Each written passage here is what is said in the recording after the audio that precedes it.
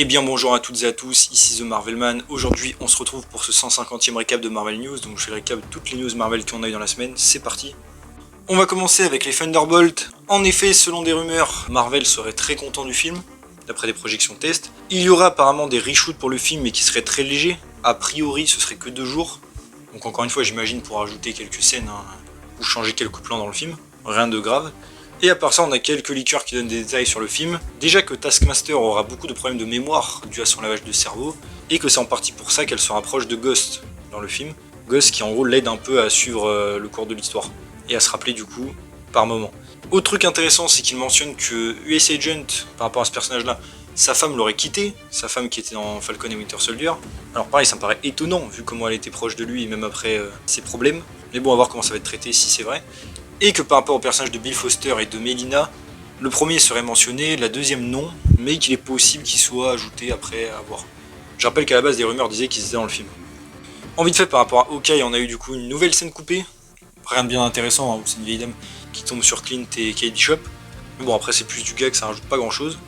En vite fait, par rapport à un possible Hulk versus Wolverine, il y avait déjà eu des rumeurs de films comme ça, plus ou moins, même si elles n'étaient pas très fiables. Un autre leaker dit qu'il n'y a pas de projet du tout comme ça prévu. Un peu dommage peut-être. Pour Shang-Chi 2, un truc que j'ai trouvé assez intéressant, même si le film est évidemment toujours entre guillemets prévu, même si le réalisateur techniquement va s'occuper de Spider-Man 4 d'abord, on a l'acteur Simu Liu qui a liké des commentaires, en particulier, disant que c'est une honte que Marvel ne fasse pas de suite en gros, en tout cas pas tout de suite, et que pendant ce temps-là il se passe rien pour le personnage. Donc bon, ça montre un petit peu l'ambiance générale, j'allais dire, peut-être de l'acteur avec le studio.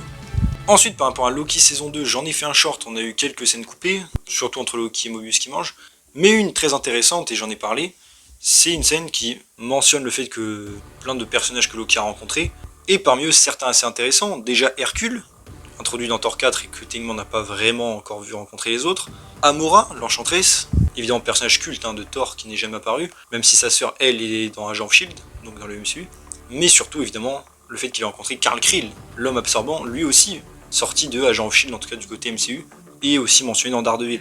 Donc bon, c'est une scène quand même que je trouvais assez cool et qui augmentait un peu le lore, en particulier j'ai l'introduction de Amora, en tout cas la mention, mais évidemment c'est une scène pas canon car coupée, déjà de 1, et aussi le fait qu'il y a des petites incohérences comme Thor qui utilise le pseudonyme de Donald Blake quand il est en forme humaine, ce qui n'est pas le cas évidemment dans le MCU. Il y a déjà eu des clins d'œil mais c'est pas vrai. Donc bien dommage, et encore ça nous aurait fait quelques refs indirects à Agent of Shield, donc plutôt dommage. Ensuite, par rapport à Agatha All Along, on a toujours des petites photos bonus de making of, mais on a surtout l'actrice Catherine Hahn qui a dit que pour elle cette série était vraiment quelque chose de beau et de satisfaisant comme façon de dire au revoir au personnage. Évidemment ça se entend qu'elle ne reviendra pas, après moi je pense qu'elle réapparaîtra évidemment potentiellement en fantôme de temps à autre, ça me paraît très évident. Ensuite par rapport à la série Vision, apparemment le casting serait pratiquement terminé, en tout cas dans les coulisses, et ça tournerait apparemment en février. À Londres encore une fois. Donc pourquoi pas, j'allais dire la série avance. Pour Scarlet Witch, on a encore un leaker qui dit que quelque chose se prépare pour elle, un développement inattendu pour le personnage. Après ça, j'ai envie de dire, c'est vrai que ça fait quand même depuis 2022 qu'on nous le répète, donc attendons de voir quand même. En vite fait, par rapport à Avengers, Doomsday et Secret Wars, même si ça me paraît assez évident, un leaker mentionne le fait que Moon Knight serait dans les films, mais comme j'ai dit, a priori c'est pas vraiment une surprise, on devrait retrouver plus ou moins tout le monde. Ensuite, par rapport à Spider-Man et plus, j'allais dire une anecdote en tant que telle, on a Luca Guadagnino qui a dit qu'il aurait beaucoup aimé faire un film Spider-Man avec Andrew Garfield, parce qu'il avait beaucoup aimé ceux de Sam Raimi, et du coup il voulait en faire un, et à l'époque avec Andrew Garfield, même si ce n'est jamais arrivé. Ensuite, par rapport à Your Friendly Neighborhood Spider-Man, on a eu un petit extrait de la série, très court, pour Thanksgiving. On peut voir en l'occurrence que le personnage fait des streams sur internet. Alors bon, ça modernise le personnage, mais est-ce que c'est vraiment adapté, j'allais dire, à Spider-Man? Perso, pas trop sûr, mais à voir. Ensuite, par rapport à Venom The Last Dance, on a eu du coup les détails de ce qu'on va avoir dans le Blu-ray, avec en l'occurrence 7 scènes coupées qui feront à peu près 11 minutes au total, quelques extraits ensuite de making of en soi, un bêtisier et un clip vidéo. Ensuite, par rapport au film Kraven, quelque chose d'assez intéressant, c'est que déjà on a 8 minutes, enfin les 8 premières qui ont été mises en ligne sur YouTube par Sony, un petit peu le même délire qu'ils avaient fait avec Amazing Spider-Man à l'époque, le 2, donc si vous voulez aller voir, voilà, vous avez le début du film. Ça me semble d'ailleurs un petit peu désespéré, j'ai l'impression, mais bon. On a la rumeur du coup, évidemment, que le film n'ait pas de scène post-crédit, pour teaser de suite, et qu'il n'y ait évidemment pas de référence non plus à Spider-Man. mais ça me paraissait aussi logique. Et mis à part ça, truc assez intéressant, c'est qu'il y a 8 minutes du film qui vont être enlevées de la version chinoise, qui est connue hein, pour censurer évidemment des fois des choses. Donc bon, je me demande évidemment qu'est-ce que ça va être exactement. Ensuite, par rapport au film 4 Fantastique, le tournage s'est fini officiellement. Donc c'est assez cool, hein. Après il y aura sans doute des reshoots pour une sortie dans quelques mois. Et truc assez intéressant, c'est qu'on a un acteur qui sur le tournage était caché évidemment camouflé, pour pas qu'on le voit.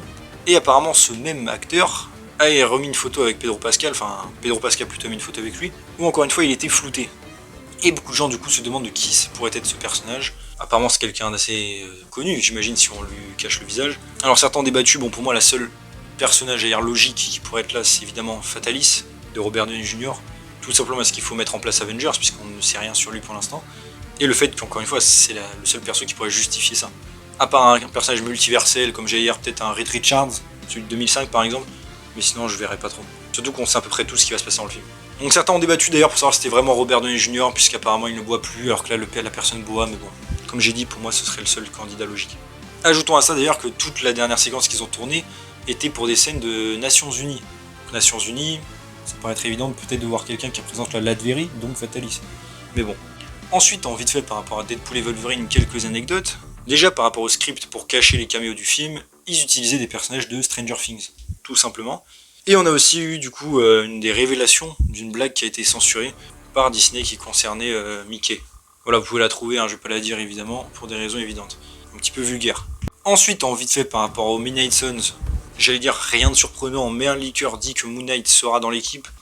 Encore une fois, ça me paraît évident, hein, vu le personnage. Et c'est pas vraiment nouveau, mais je leur dis quand même. Ensuite, un truc que je trouvais assez intéressant de mentionner, c'est par rapport au personnage, j'allais dire, de Squirrel Girl en général. On a l'actrice Milana Weintraub qui revient la doubler dans le jeu Marvel Rivals, jeu vidéo, sachant qu'elle l'a déjà doublé même dans d'autres versions animées. Mais surtout, c'était elle qui avait été choisie pour jouer la Squirrel Girl du MCU, dans la série annulée New Warriors, qui date de 2018-2019. Mais je trouve ça intéressant que Marvel refasse appel à elle, encore une fois, et j'ai envie de dire qu'est-ce qu'ils attendent presque pour faire enfin venir le personnage, ou relancer tout simplement la série. A la base, le problème c'est qu'elle n'avait pas de distributeur, et maintenant elle en a un grâce à Disney+. J'en reparlerai un jour en vidéo dédiée de cette série, mais vraiment je comprends pas le délire. Mais ça peut être un bon indice pour le fait qu'elle puisse revenir. Ensuite, en vite fait par rapport au futur du MCU et les scènes post-crédit en général, apparemment Marvel, j'allais dire, va enfin se décider à ne plus introduire de personnages dans ces scènes-là, sauf s'ils ont un vrai plan direct pour leur donner une suite. Car en effet, même si par exemple le Cléa de Doctor Strange 2, il y a un plan pour elle, les autres comme Scorpion, Eros ou Hercule, ils ont été mis en place mais n'ont pas de plan du tout concret pour les faire revenir. Ce qui est bien dommage d'ailleurs. Et aussi apparemment on aurait, ça c'est une rumeur, un autre film sans titre pour Marvel qui serait programmé pour filmer fin 2025 au Royaume-Uni. Donc à voir, hein, certains mentionnent peut-être que ça pourrait être Doctor Strange 3, enfin théorise plutôt. Ce serait cohérent mais à voir.